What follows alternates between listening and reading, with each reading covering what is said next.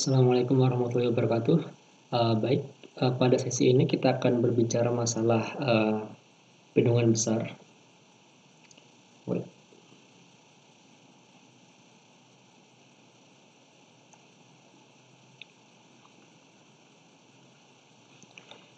Jadi perlu kita pahami bahwa bendungan besar yang akan kita bahas pada kesempatan ini di sesi ini adalah bendungan yang biasanya digunakan untuk penampungan air atau waduk. Jadi bendungan besar yang materialnya dari urugan, kemudian beton dan lain sebagainya. Jadi ini akan berbeda dengan prinsip desain untuk bendungan irigasi. Bendungan irigasi ini akan berbeda. Jadi saya perlu tekankan ini. Baik, jadi kalau kita berbicara masalah bendungan, maka kita akan berbicara masalah reservoir atau waduk penampungan air. Maka elemen utama reservoir adalah dam, intake, dan spillway, di mana nanti kita akan bahas lebih banyak masalah dam, basicnya saja sebenarnya, basic design. Jadi untuk yang lain akan kita bahas di sesi yang lain di semester berikutnya. Untuk dam, bendungan itu ada beberapa jenis seperti embankment dam, tipe urugan. Ini dari pasir dan material lain, kemudian gravity itu dari beton, kemudian plat penahan atau buttress dam, dan arches dam.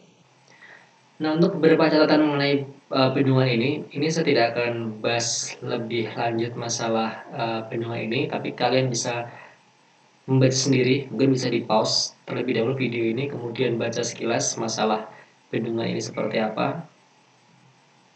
Nah, ini beberapa jenis bendungan urugan. Ada bentuknya seperti ini, seperti ini, seperti ini, dan seperti ini. Nanti akan kita jelaskan mengapa berbeda-beda seperti itu. Kemudian ini bendungan beton ya, dan pasangan batu atau concrete and masonry. Ini masih sama. Kemudian material urugan itu ada earth fills dan rock fills. Untuk earth fills ada jenis clays atau silts, ada sands, kemudian ada gravels and quartz rocks dan crust rocks, di mana tiap-tiap elemen ini akan memiliki karakteristik yang berbeda dari particle range, strength, dan permeability-nya. Oke, ini adalah variasi pelapisan urugan tanah dan kombinasi tanah batu. Jadi ini tanah seperti itu.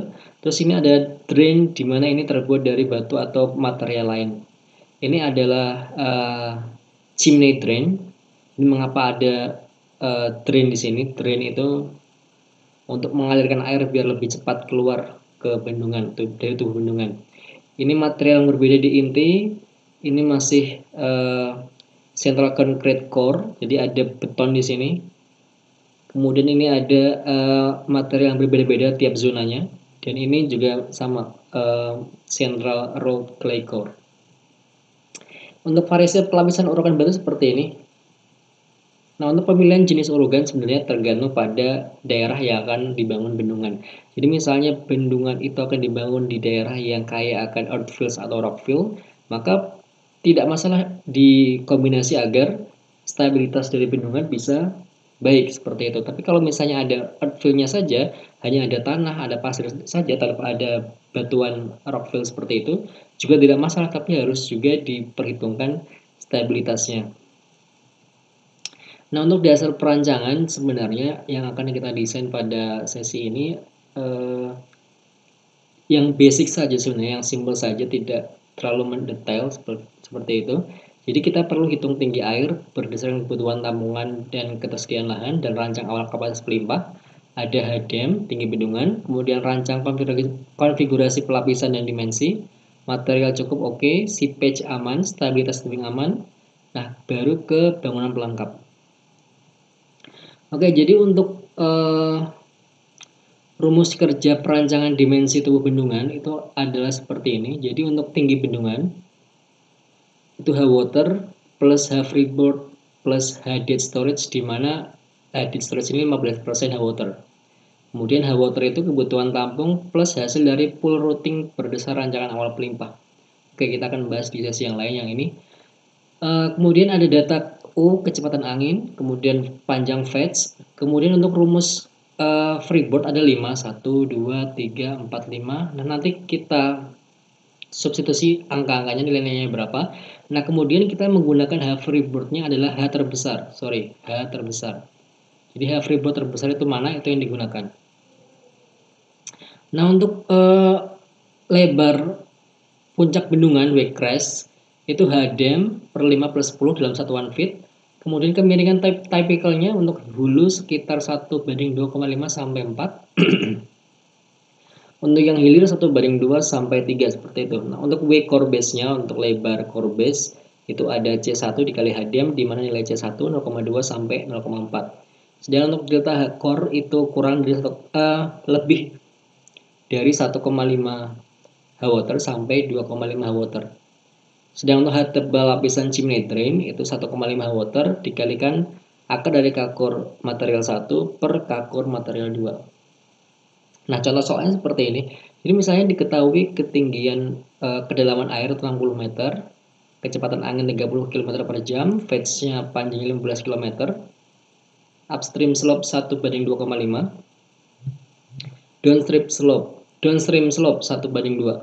Oke. Seperti yang tadi ya, kita punya rumus half freeboard 1, 2, 3, 4, 5. Tinggal disubstitusi nilainya. Yang paling besar adalah 1,4077, sehingga kita memilih half freeboardnya adalah 1,41 meter. Nah, kemudian kita ada tinggi dead storage seperti rumus tadi 15% high water sehingga 9 meter. Sehingga tinggi bendungan high water plus half freeboard plus dead storage sehingga tingginya 70,4 meter. Untuk wake crest atau lebar puncak bendungannya adalah HDM per 5 plus 10. Hasilnya 17,14 meter. Kemudian wake core base-nya ada 14 sampai 28 meter. 25 meter kita take-nya. Untuk delta H-core-nya ada 90 sampai 150 meter. Jadi tinggal di substitusi nilainya. Kemudian setelah ini kita bisa menggambar. Jadi untuk wake crest itu lebar puncak bendungan ini 17,14. Kemudian ada high water, tinggi airnya adalah 60 meter. Oke, 60 meter ada di sini. Oke, ada di sini 60 meter. Kemudian setelah ini kita memiliki yang namanya HDM, ketinggian bendungan, yaitu 70,4. Nah, ini dari sini ke sini. Nah, setelah itu baru kita gunakan untuk sisi miringnya. Untuk bagian hulu itu 1:2,5, hilirnya 1:2. Jadi di sini 1:2,5, di sini 1:2. Oke, kita kemudian tinggal extend saja sehingga hasilnya seperti ini. Hasil tinggi bendungan. Desain bendungannya akan kita gunakan. Oke, desain berarti sudah oke untuk cara-caranya. Kita masuk ke bagian terakhir analisis bendungan pada mata kuliah ini, yaitu seepage atau rembesan. Jadi rembesan air dalam tubuh bendungan itu adalah salah satu hal yang bisa menyebabkan kegagalan bendungan. Gagal sehingga jebrol, bendungannya jebrol seperti itu. Nah, untuk mengantisipasinya, maka kita perlu memperhatikan yang namanya seepage ini. Seepage arah aliran. Jadi untuk aliran normalnya seepage, jadi ketika ini materialnya sama, pasir semua misalnya, jadi bentuknya kan seperti ini. Dan ini akan cepat membuat bendungan mengalami erosi seperti itu. Nah, kemudian seharusnya bagaimana agar ini bisa lebih ke bawah lagi, maka kita memiliki namanya drain, filter, ada rock tuh, sehingga ketika normalnya di sini, kemudian ada filter, ada rock, akan seperti ini, sehingga stabilitas bendungannya akan lebih kuat. Sama halnya dengan seperti ini, kita punya horizontal drain, kita punya chimney drain seperti ini, atau juga silty clay. Jadi misalnya arah seepage ini kemudian membelok lagi, kemudian membelok lagi. Jadi intinya adalah untuk membelokkan arah seepage. Ini masih sama keterangannya. Jadi ini beberapa nilai kohesif, faktor gesekan dan lain sebagainya dari material gravel, sand, silt, dan clay yang mungkin kalian sudah pernah dibahas pada mata kuliah mekanika tanah. Baik, jadi seperti ini akan saya jelaskan terkait kegagalan bendungan. Ini adalah videonya. Oke, jadi ini adalah video di mana bendungan memiliki seepage yang normal, belum ada intervensi material apapun seperti itu. Ini adalah seepage-nya, ini seepage yang tadi kita gambar itu, dan ini sudah menunjukkan awal-awal kegagalan bendungan yang akan menyebabkan longsor, erosi, dan akhirnya bendungan jebrol seperti itu. Jadi stabilitasnya lebih cepat rusak.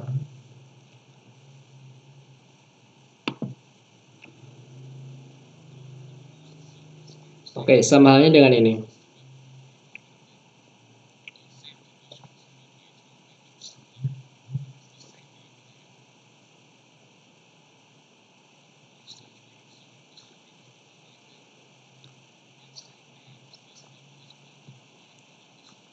Oke, ini adalah garis seepage yang normal.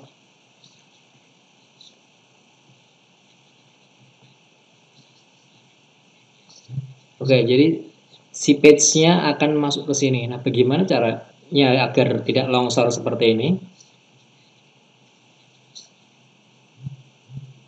Maka ada yang namanya chimney drain. Jadi seepage-nya akan seperti ini, langsung diarahkan ke sini. Jadi stabilitasnya lebih baik seperti itu. Sama seperti ini. Jadi misalnya kita memiliki yang namanya collector drain, discharge pipe, sand drain, gravel collector. Intinya sama untuk menstabilitaskan bendungan lebih baik. Kemudian menambah tubuh bendungan, bisa juga mengimprove stabilitas bendungan dari longsor.